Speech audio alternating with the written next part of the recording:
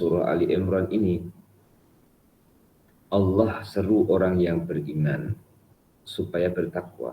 Mafhumnya, bagaimana orang itu akan bertakwa jika dia tidak beriman kepada Allah Subhanahu wa taala?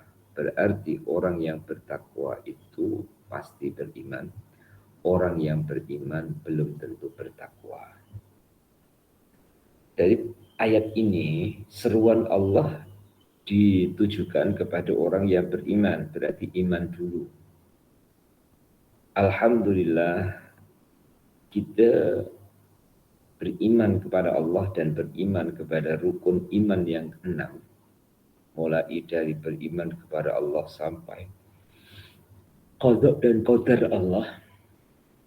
Kemudian benih takwa itu insya Allah sudah ada dalam diri kita. Tinggal kita suburkan dan tinggal kita kembangkan hinggalah betul-betul haqqa tuqatih. Betul-betul sebenar-benar arti takwa yang dikehendaki. Dan itu ada tandanya di dalam diri kita masing-masing. Sebagaimana bila masuk Ramadan selalu saya ingatkan adanya janji Allah kepada orang yang bertakwa. Satu, wa may yattaqillaha yaj'al lahu makhraja wa yarzuqhu min haitsu la yahtasib. Nanti di belakang ada disebutkan ayat itu. Dua, wa may yattaqillaha yaj'al lahu min amrihi yusra. Orang yang bertakwa urusannya dimudahkan oleh Allah. Wa may yattaqillaha yukaffir anhu sayyi'atihi wa yu'zim lahu ajra. Orang yang bertakwa diampuni dosanya dan diperbanyak pahalanya. Itu ada dalam surah At-Talaq ayat 3 dan ayat 4. Muslimin dan muslimah, tanda-tanda itu menandakan bahwa orang itu telah pun diperkenankan oleh Allah untuk berada di barisannya orang-orang yang bertakwa dengan ditandai tanda yang Allah Ta'ala sebutkan dalam ayat tersebut. Dan insya Allah kita nasihati diri kita dan kita peringatkan diri kita untuk meningkatkan ketakwaan di setiap perjalanan. Arti setiap perjalanan ini, perjalanan kita hari ini adalah perjalanan baru. Di hari yang baru. Tidak sama dengan semalam. Karena perjalanan kita semalam sudah berada dalam buku catatan.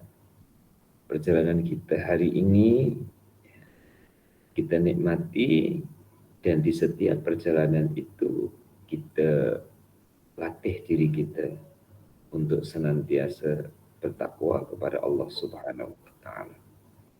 Kemudian di surah At-Taghabun ayat 26 Allah berfirman, fattaqullaha mastata'tum. Bertakwalah kamu kepada Allah sekuat tenaga. Muslimin dan muslimah, kadar kemampuan telah ditetapkan oleh Allah Ta'ala dengan ukuran yang Allah tentukan. Dalam fisiknya, manusia tidak akan mampu untuk mengangkat sesuatu di luar batas kemampuan mengangkatnya. Allah Tuhan yang Maha Adil tidak akan menyuruh manusia di luar batas kemampuan. Begitulah dalam melaksanakan suruhan. Allah Ta'ala menyuruh seseorang dengan kapasiti kemampuan yang dimiliki. Itu arti fattakullah mastata'tum, bermakna diusahakan, ya. Tidak putus asa dan diusahakan. Sampai mana usahanya? Sampai batas kemampuan. Jangan dipaksakan karena akan membahayakan. Bila manusia dalam berpikir ataupun dalam bertanggung jawab di luar batas kemampuannya, boleh mengganggu otak.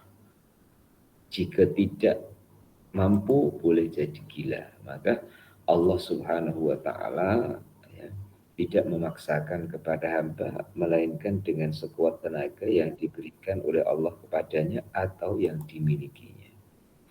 Ayat berikutnya di surah Al-Ahzab ayat 70. Wa qala ta'ala ya ayyuhalladzina amanu taqullaha wa qulu qawlan sadida. Orang yang beriman bertakwalah kepada Allah dan berkatalah dengan kata-kata yang lurus dan tepat. Ini juga ayat yang diawali dengan ya ayyuhalladzina amanu, juga perintah Allah kepada orang yang beriman untuk bertakwa, juga perintah Allah kepada orang-orang yang beriman dan bertakwa untuk berkata yang lurus atau berkata yang benar. Dari step by stepnya, dari satu tahap kepada tahapan berikutnya, amanu, ittaku, dan kulu. Ini bila sama-sama kita perhati dari dalaman, kemudian diterjemahkan dari dalaman itu lagi yaitu takwa, kemudian diterjemahkan di luaran yaitu amal dan perbuatan. Bermakna iman dan takwa dinyatakan dalam bentuk perbuatan. Iman dan takwa yang tersimpan di dalam dada atau di dalam hati dinyatakan dalam bentuk hubungan sesama manusia ataupun hubungan dengan sesama makhluk Allah Subhanahu wa taala. Diteruskan lagi. Wa qala ta'ala wa man yattaqillaha yaj'al lahu makhraja wa yarzuqhu min haitsu la yahtasib. Barang siapa yang bertakwa kepada Allah, niscaya Allah memberi kepadanya jalan keluar dari segala kesulitan, atau diberinya rezeki dari arah yang tidak diduga. Surah At-Talaq ayat 2 dan 3. Muslimin dan muslimah rahimakumullah. Ini yang saya sebutkan di atas tadi bahwa tanda orang yang bertakwa itu akan merasakan adanya pertolongan Allah yang mengiringinya. Tanda orang yang bertakwa itu ada pada dirinya dan tanda itu selalu diperhati hinggalah menguatkan hubungannya kepada Allah melalui takwa. Saya ulang, menguatkan hubungan dan mengeratkan hubungannya kepada Allah melalui ketakwaannya. Ya. Semakin bertakwa seseorang itu, semakin akan merasakan hampir dan dekatnya pertolongan Allah Subhanahu wa taala kepadanya. Dan ini bukan berkata besar, ini membesarkan ayat Al-Qur'an yang menyatakan wa may yattaqillaha yaj'al lahu makhraja wa yarzuqhu min haitsu la yahtasib. Karena itu sudah firman Allah dan firman Allah sudah pasti benar, maka mari jom kita tingkatkan ketakwaan kita kepada Allah Subhanahu wa taala. Bagaimana sih caranya untuk kita tingkatkan ketakwaan? Ya. Muslimin dan muslimah, jumlah amalan atau jumlah perbuatan itu tidak bertambah dalam satu hari satu malam, padangnya atau tempatnya atau waktunya itu sama. Ya. Seperti hari ini itu siangnya lebih kurang 12, malamnya juga 12, berarti 24. Dari 24 ini tidak hanya sholat saja yang dikatakan ibadah. Dari 24 jam tidak hanya mengaji saja yang dikatakan ibadah. Tapi setiap saat dari 24 jam itu boleh jadi ibadah. Nah itulah yang kita tingkatkan. Tingkatkan dari sisi kerohaniannya. Puan-puan masa untuk berbuka puasa di bulan Rajab ini itu ibadahnya. Selepas masa bersihkan itu juga ibadah, hidangkan itu juga ibadah, makan itu juga ibadah. Nanti selepas makan dibersihkan lagi, sholat, zikir, baca Quran bersama keluarga. Ini ibadah kita. Bahkan bukan hanya bersama sesuatu yang menyenangkan, bersama dengan yang menduga citakan atau yang menyusahkan, itu juga ibadah kita kepada Allah. Dalam arti yang luas, 24 jam boleh jadi ibadah kita kepada Allah. Nah, meningkatkan ketakwaan itu terletak di mana? Ya. Satu adalah 24 jam sebagai ukuran standar awal. Berapa masa, berapa lama yang kita itu ada rasa bersama Allah. Ya. Yang nomor dua, dari 24 jam itu, berapa yang kita peruntukkan, artinya amalan itu yang kita ikhlaskan karena Allah. Sehingga tidak ada kecewa dengan Allah. Kalau dengan sesama wajar karena manusia dengan kelemahannya. Tapi dengan Allah tidak ada kecewa. Yang ada adalah redha, lapang dada, berpuas hati dengan Allah Ta'ala. Nah, disitulah yang akan dapat dirasakan oleh orang yang bertakwa. Ya. Bukan ia tidak menghadapi masalah, bukan tidak menghadapi keluarga, bukan tidak menghadapi urusan, tapi urusan dihadapinya bersama dengan pertolongan Allah Subhanahu wa Ta'ala.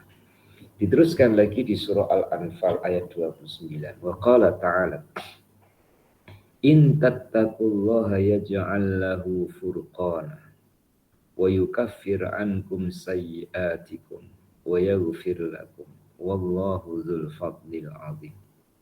Jika kamu bertakwa kepada Allah, niscaya Allah memberi kepadamu pengertian untuk membezakan antara yang baik dengan yang buruk dan menutupi kesalahan-kesalahanmu, yakni mengampuni dan mengampunkan dosa-dosamu, dan Allah Maha Besar kurnianya. Surah Al-Anfal ayat 29. Di ayat ini diawali atau disebut in. In itu artinya jika.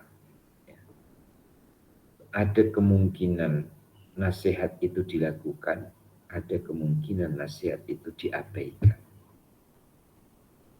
Seperti sesama manusia, ada kalanya puan-puan menasihati itu diabaikan, ada kalanya menasihati dilaksanakan. Di sisi Allah Subhanahu wa Ta'ala, karena manusia itu diuji oleh Allah, tidak dapat melihat dengan matanya zat Allah Ta'ala, maka ada yang kepercayaannya itu tipis, sehingga suruhan untuk bertakwa itu masih ragu.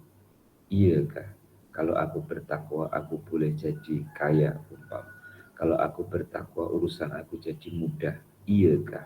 Nah, dengan yang disampaikan oleh Allah itu masih berada dalam keraguan-raguan. Masih bertanya-tanya, mungkinkah, betulkah, iyakah? Nah, di situ Allah Ta'ala Maha tahu kalau ada manusia yang masih berada dalam keraguan-raguan. Allah sampaikan dalam bentuk ayat in tattaqullah, jika kamu bertakwa kepada Allah. Ya. Artinya boleh membuat pilihan, tapi ditanggung sendiri kesudahannya. Kamu boleh bertakwa, kamu boleh tidak. Bertakwa itu begini, tidak akhirnya begini. Nah, jika bertakwa, in tattaqullah, yaj'al lakum furqana, kamu akan diberi oleh Allah Ta'ala boleh untuk membezakan mana baik, mana buruk. Tentu persamaannya adalah mana benar, mana salah. Ya. Mana baik kesudahannya dan mana yang buruk kesudahannya. Karena kadang kita itu menyangka baik, tapi kesudahannya tidak baik. Kita menyangka buruk, tapi justru kesudahannya adalah baik. Ya. Maka yaj'al lakum furqana, ini adalah pertolongan Allah kepada orang yang bertakwa untuk dapat mengambil keputusan, mengambil keputusan dengan keyakinan, bukan mengambil keputusan dengan keraguan-raguan. Saat kita akan melakukan sesuatu, kemudian sesuatu yang akan kita lakukan ini ada bisikan-bisikan yang meragukan, pada saat itulah ketakwaannya akan muncul dengan bentuk pertolongan Allah Ta'ala, menguatkan tujuannya, menguatkan prinsipnya, dan menguatkan hatinya. Karena di situ sudah nampak bahwa ya ini yang benar. Ya. Bukan karena keegoan, tapi karena keyakinan. Hidayah dari Allah Subhanahu wa Ta'ala, bimbingan daripada Allah untuk membuat dan menentukan mana yang benar, mana yang salah. Tidak hanya itu, wa yukaffir ankum sayyi'atikum, dihapus, dipadam kesalahan-kesalahan, diartikan pula menutupi, ya. Bukan manusia tidak ada salah, siapapun ada salahnya, apalagi peringkat-peringkat kita, saya muslimin muslimah. Hanya Allah Ta'ala berkenan untuk menutupi ataupun untuk menghapuskan. Satu contoh, menulis dengan pensil, kemudian salah, boleh dihapus.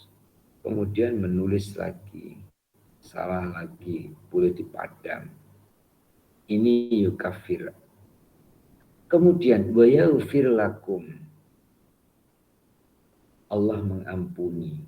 Artinya walaupun pernah salah, walaupun pernah dosa, walaupun pernah maksiat, karena ia berubah menjadi orang yang bertakwa, hatinya sambung ke Allah dengan rasa takutnya untuk melaksanakan yang ditegah takut, untuk melaksanakan yang diperintah semangat, Allah pun berkenan memaafkan kesilapan-kesilapan yang telah berlalu.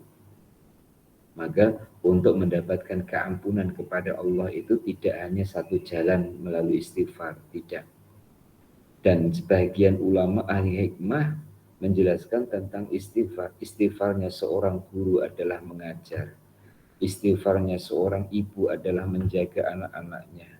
Istighfarnya seorang suami adalah menjaga keluarganya. Istighfarnya pemimpin adalah menjaga rakyatnya. Begitulah seterusnya. Dalam arti kewajiban yang dilaksanakannya itu boleh menjadi jalan mendapat pengampunan dari Allah Subhanahu wa Ta'ala. Ya. Maka muslimin dan muslimah, lafaznya istighfar itu seperti yang tuan-tuan puan-puan hafal. Nyatanya istighfar itu dalam perjalanan kita khidmat kepada Allah Subhanahu wa Ta'ala. Wallahu dzul fadlil azim, adalah Allah itu mempunyai kurniaan yang agung. Ya. Karena sememangnya Allah itu Tuhan yang Maha Agung, kurniaan yang diberikan kepada hamba yang baik atau kepada hamba yang bertakwa adalah kurniaan yang agung. Setelah beberapa ayat Al-Quran diteruskan pula dengan hadis baginda Rasul Muhammad SAW yang pertama, An Abi Hurairah radhiyallahu anhu qala, qila ya Rasulullah, man akramun nas? Qala atqahu. Faqalu laisa an hadza nas'aluka. Qala fa Yusufu nabiyullah ibnu nabiillah ibnu Khalilillah. Qalu laisa an hadza nas'aluka. Qala fa'an ma'adinil arabi tas'aluni, ya ruhum fil jahiliyah, ya ruhum fil islam, infaquhu, muttafaqun alaih. Yang artinya dari Abu Hurairah radhiyallahu anhu, beliau berkata bahwa Rasulullah sallallahu alaihi wasallam ditanya, siapakah manusia yang termulia? Jawab Nabi, yang lebih bertakwa. Berkata yang bertanya, bukan tentang itu kami tanyakan. Nabi menjawab lagi, maka yang mulia itu Nabi Yusuf, putra Nabi Yakub, putra Nabi Isa, putra Nabi Ibrahim. Berkata pula yang bertanya, bukan itu yang kami tanyakan. Maka bersabdalah baginda, tentang turunan orang Arab atau bangsa Arab yang kau tanyakan. yang baik di masa jahiliyah dan baik dalam masa Islam apabila mereka mengerti benar-benar syariat Islam, diriwayatkan oleh Imam Bukhari dan juga Muslim. Saya bacakan penjelasan di bawahnya dulu, baru saya uraikan. Manusia seolah-olah berat untuk menyadari asal kejadiannya dari Adam dan Hawa. Juga berat untuk menyadari bahwa asal kejadiannya dari tanah dan air. Kemudian jika telah menyadari asal kejadiannya dari itu, maka dengan alasan apakah untuk melebihkan dirinya dari orang lain selain dari jasa-jasa baiknya atau takwa yang berarti budi kebaikannya kepada sesama manusia. Karena itu Rasulullah tidak dapat menunjukkan selain dari itu bahwa kemuliaan itu tetap berdasar kepada takwa semata-mata. Demikian dari penjelasannya, dan sekarang saya tambahkan dalam bentuk uraian di mana Allah menciptakan berbeza tapi hakikatnya adalah sama. Berbeza pada warna kulitnya adalah sama sebagai hamba Allah yang esa. Berbeza pada bahasa, berbeza pada paras muka, berbeza dari perbedaan apa saja akan menemukan persamaan adalah hamba Allah Tuhan yang Maha Berkuasa. Kemudian dispesifikkan dalam hubungan manusia dengan manusia. Sehingga seseorang pernah bertanya kepada baginda, siapa yang paling mulia di antara kita? Dengan jawaban-jawaban baginda Rasul itu belum memberikan kepuasan kepada orang yang bertanya. Sehingga baginda memberi beberapa alternatif jawaban. Tapi dari alternatif jawaban itu baginda kembali di satu jawaban lagi, yaitu khiyaruhum fil islami infaqahu. Yang paling mulia atau orang yang terpilih itu adalah orang yang benar-benar faham atau mengerti syariat Islam. Nah, benar-benar faham dan mengerti syariat Islam ini erat hubungannya dengan ketakwaan. Karena apa yang dinamakan takwa? Atau apakah seseorang itu benar jadi orang yang bertakwa, kemudian terbukti dalam amal perbuatannya? Tentu amal perbuatan didasari dengan keilmuan dari syariat-syariat yang diatur oleh agama dan dibawa oleh baginda, dan itu datangnya adalah dari Allah Subhanahu wa Ta'ala. Oleh itu, yang disampaikan oleh baginda atas pertanyaan, dari beberapa pertanyaan itu, ketakwaan bukan diukur dari warna kulit, suku, bangsa, kekayaan, dan kemiskinan, tapi adalah dari kadar takwanya seseorang di hadapan Allah Subhanahu wa Ta'ala. Dan selalu saya ulang ya, tentang keadaan kita, keadaan rohani kita di hadapan Allah Ta'ala yang tidak diketahui oleh orang lain melainkan kita dengan Allah. Itu tanda-tandanya ada dalam diri kita. Apa ya? Muslimin dan muslimah sebagaimana ayat Al-Quran, Allah khaufun alaihim wala hum yahzanun. Allah Subhanahu wa Ta'ala jadikan hidupnya orang yang bertakwa itu tenang ya. Dan semoga kita demikian. Dan Allah Ta'ala angkat dari dirinya rasa duka cita. Selayaknya manusia itu ada duka, ada sedih, ada susah. Akan tetapi Allah Ta'ala angkat karena Allah juga angkat cara berfikirnya. Allah Ta'ala juga angkat hatinya untuk pandang yang lebih jauh di sana. Apa janji Allah tentang surga dan segala kenikmatannya. Hadis yang kedua, an Abi Sa'id Al-Khudri radhiyallahu anhu, anin Nabi sallallahu alaihi wasallam qala, inna dunya khulwatun khadiratun wa inna Allah mustakhlifukum fiha fayanzuru kaifa ta'malun fattaqud dunya wattaqun nisa fa inna awwala fitnata bani Israila kanat fin nisa'i, rawahu Muslim. Dari Abu Sa'id Al-Khudri radhiyallahu anhu, dia berkata bahwa Nabi SAW bersabda, sungguhnya dunia ini sangat manis dan indah, yakni menarik perhatian. Dan Allah menyerahkannya kepada kamu untuk dilihat bagaimana kamu berbuat. Karena itu berhati-hatilah dalam dunia dan berhati-hatilah dari wanita. Sesungguhnya pertama fitnah atau ujian Bani Israel terjadi dari wanita. Rawahu Imam Muslim. Diteruskan di bawahnya, memang ujian dunia dan wanita sering menggiurkan iman. Sejarah manusia penuh membuktikan yang demikian itu. Sebab itu hendaklah manusia berhati-hati benar dengan sampai terpedaya atau masuk dalam perangkap syaitan dalam menghadapi keduanya itu. Titik dulu. Episode atau tahapan, ya.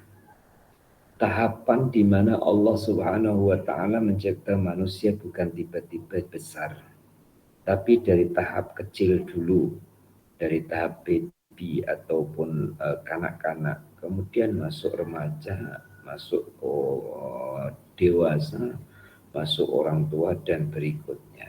Nah, dari tahapan-tahapan itu keterikatan manusia dengan dunia di hatinya.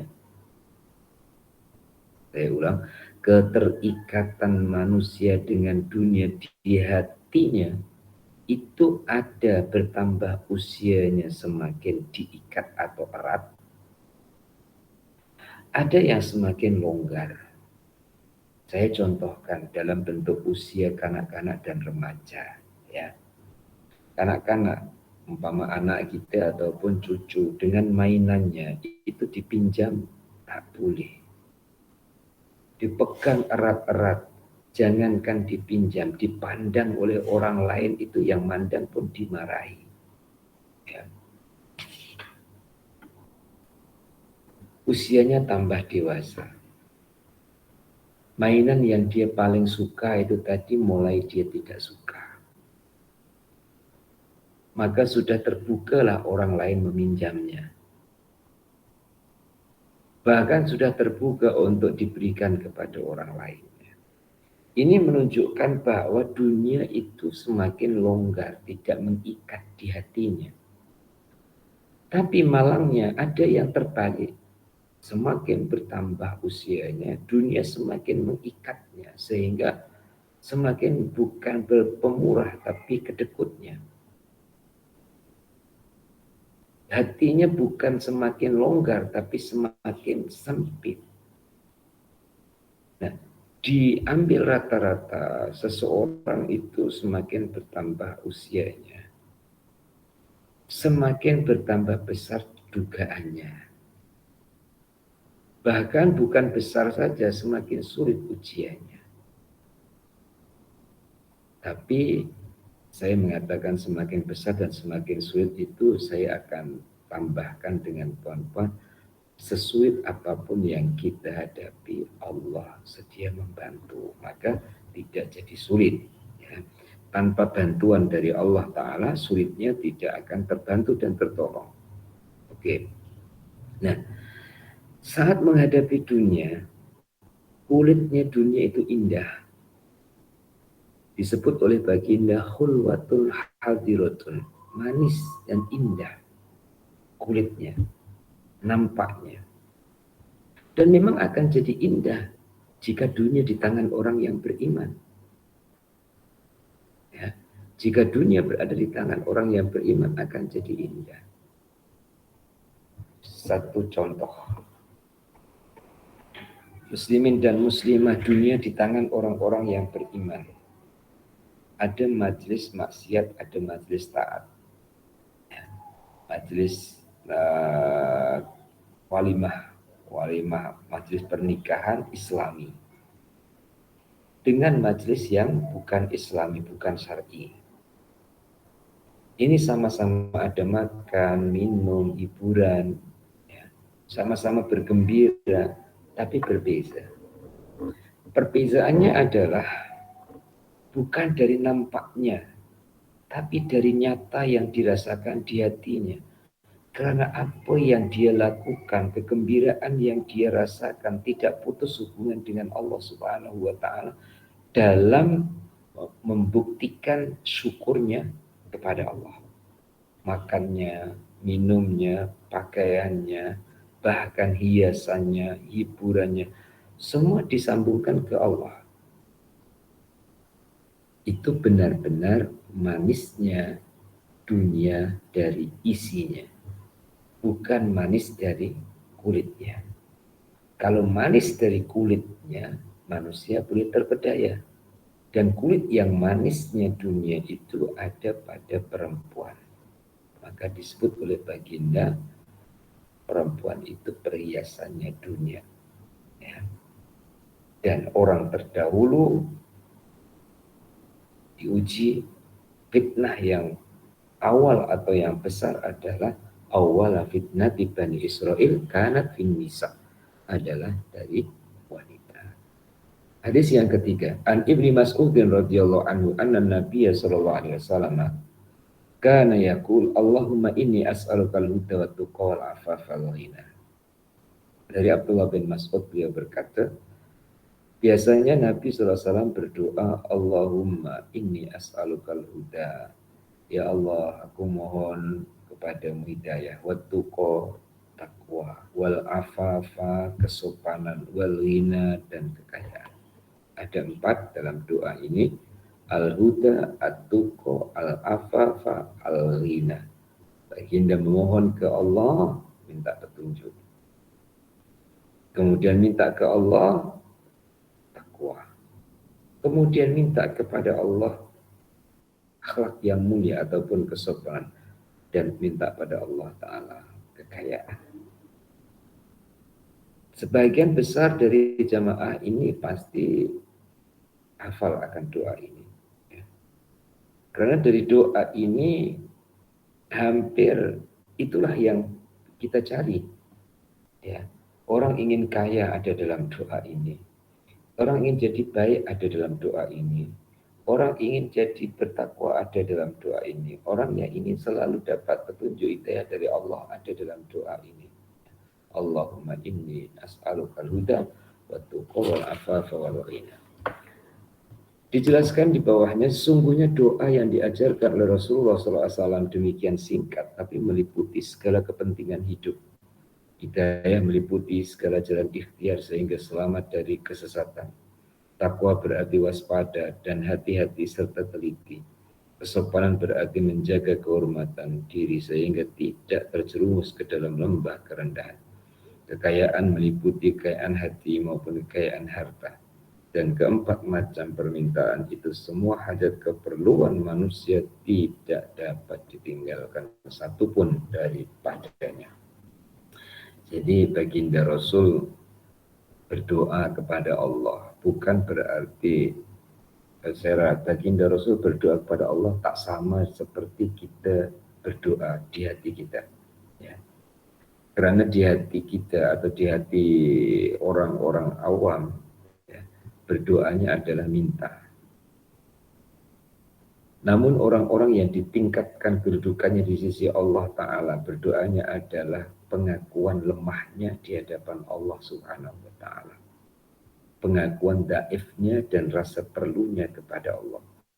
Bahkan ditingkatkan lagi oleh Allah dalam doanya itu adalah syukurnya kepada Allah. Syukur kepada Allah yang sudah memberi daya, syukur kepada Allah yang sudah memberikan kekayaan, syukur kepada Allah yang sudah memberikan kebaikan, syukur kepada Allah yang sudah memberikan ketakwaan. Kira-kira kedudukan kita ini yang terletak di mana adalah puan-puan rasakan masing-masing. Karena sebelum kita berdoa, umpama sekarang ini 4 itu ada pada kita. Walaupun peratusnya berbeda. Hidayah Allah ada, alhamdulillah. Takwa kepada Allah ada. Kebaikan ada. Kekayaan juga ada, 4-4-nya ada. Tapi kita masih berdoa lagi, Allahumma inni as'aluka Allahumma inni as'aluka al-huda wa tuqa wal afafa wal ghina. Kita masih berdoa lagi. Berarti yang sudah diberikan oleh Allah yang ada pada kita inilah doa kita bersyukur kepada Allah. Bukan berarti, bukan hanya semata-mata minta, tapi ada unsur terima kasihnya kepada Allah Ta'ala. Yang keempat, an Abi Tharifin Adi ibn Hatim At-Ta'i radhiyallahu anhu qala Sami'tu Rasulullah sallallahu alaihi wasallam yaqul man khalafa ala yaminin summa ra'a atqalillahi minha falyati at-taqwa Muslim. Dari Tharif, yakni namanya adalah Adi bin Hatim At-Ta'i. Beliau berkata, saya telah mendengar Rasulullah bersabda, siapa yang telah bersumpah dengan nama Allah tidak akan berbuat sesuatu, kemudian ia berpendapat sekiranya ia berbuat apa yang telah disumpahkan tidak dilakukan itu lebih dekat pada takwa, maka harus merubah sumpahnya dengan menebus sumpahnya, yaitu mengerjakan kafar atau tebusan sumpah itu, kemudian dikerjakan apa yang dipandang lebih dekat pada takwa. Diriwayatkan oleh Imam Muslim. Muslimin dan muslimah yang dirahmati oleh Allah, saya contohkan hadis ini dalam bentuk perorangan atau perseorangan. Ya. E dengan B. E itu bersumpah, saya tidak akan datang ke rumah B. Ya. Umpama begitu. Akan tetapi setelah dirasakan bahwa merugikan dia, merugikan imannya, sebab di tempatnya B itu tempat majelis ilmu dan pengajian, ya. Kemudian dapat sharing tentang agama, tentang kebaikan. Walaupun dia sudah berjanji, tetapi dia boleh menarik janjinya dengan cara membayar kafarah sumpahnya. Itu berdasarkan sesuatu yang dia sumpahkan adalah boleh menghalang ia dari bertambahnya ketakwaan kepada Allah Subhanahu wa taala. Bukan berarti melanggar sumpahnya berdosa, tetapi melanggar sumpahnya atau tidak dilakukan sumpahnya untuk mengalihkan yang lebih baik dari apa yang dia ikrarkan dalam sumpahnya. Demikian pada hadis yang keempat. Yang kelima, An Abi Umamah Sudayy bin Ajlan Al-Bahili radhiyallahu anhu qala Sami'tu Rasulullah sallallahu alaihi wasallam yakhutubu fi hajjatil wada'i faqala ittaqullaha wa sallu khamsakum wa sumu syahrakum wa atu zakata amwalikum wa ati'u umara'akum tadkhuluna jannata rabbikum rawahu at-Tirmidzi. Dari Abu Umamah, namanya adalah Sudayy bin Ajlan Al-Bahili. Dia berkata, saya telah mendengar Rasulullah SAW ketika berkhutbah di Hajjatul Wada. Beliau berkhutbah bunyinya, Ittaqullah, bertakwalah kamu kepada Allah, wasallu khamsakum, salatlah 5 waktu, wasumu syahrakum, puasa dalam bulan Ramadan, wa atuz zakah, tunaikan zakat, amwalakum, hartamu, wa ati umara'akum, taatilah kepada pimpinanmu, tadkhulunal jannata rabbikum, niscaya kamu akan masuk surga yang disediakan oleh Tuhan. Diriwayatkan oleh Imam At-Tirmidzi. Ini adalah dasar-dasar takwa. Artinya dasar-dasar takwa, dasar bagi orang yang ingin untuk mengukur dirinya sejauh mana takwa pada diriku. Sejauh mana dan sedalam mana, sebesar mana ketakwaanku. Ukurannya, merujuk kepada hadis ini adalah sholatnya bagaimana, puasanya macam mana, zakatnya pun bagaimana, kemudian hubungan dengan sesama bagaimana, baik itu ke atas, yakni orang yang punya kedudukan dan jawatan yang disebut sebagai umara dalam birokrasi pemerintahan ataupun kerajaan, ataupun jika dia sebagai orang besar, orang yang dibesarkan oleh Allah dengan kedudukannya, bagaimana hubungannya dengan orang-orang yang berada di bawahnya. Berarti takwa itu meliputi hubungan khususiyah dan hubungan umumiyah. Hubungan langsung dengan Allah ataupun hubungan secara umum dengan sesama hamba Allah. Buktinya takwa, bagaimana hubungannya dengan Allah, artinya takwa, bagaimana pula hubungannya dengan sesama manusia. Insya Allah hubungan baik kepada Allah Ta'ala terjalin. Allah akan bimbing hubungan baiknya dengan sesama manusia. Begitu juga sebaliknya, diawali dari hubungan yang baik dengan sesama, Allah pun akan memudahkan ia untuk berhubungan baik dengan Allah Subhanahu wa Ta'ala.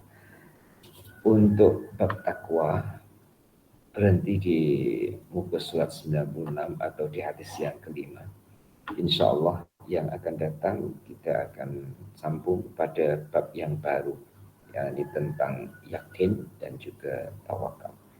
Nah, ini saya akhiri lebih awal sedikit ya untuk pagi hari ini, dan sekali lagi esok hari Kamis halaqah tilawah Al-Quran juzuk yang ke-30, dan kita akan khatamkan sempena hari Jumat minggu yang pertama di bulan Rajab, yaitu pada hari Jumat pagi. Demikian, dan kita akhiri dengan baca doa. Bismillahirrahmanirrahim. Allahumma salli wa sallim ala Sayyidina Muhammad wa ala ali Sayyidina Muhammad.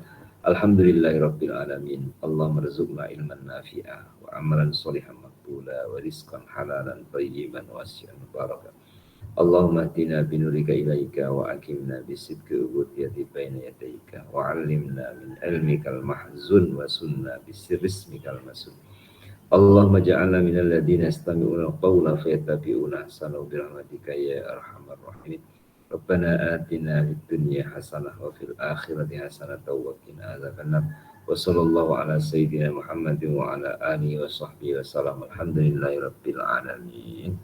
Taqabbalallahu minkum minna wa minkum taqabbal ya karim.